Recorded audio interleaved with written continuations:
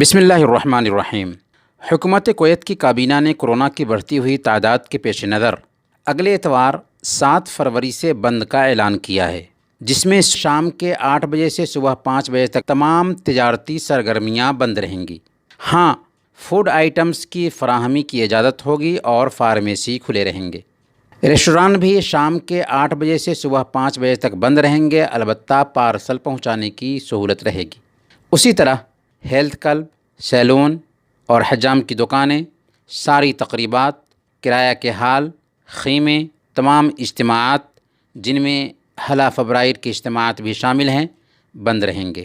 یہ بند بروز اتوار 7 فروری 2021 سے شروع ہوگا اور 1 ماہ تک رہے گا، جس میں توسیع بھی کی جا سکتی ہے۔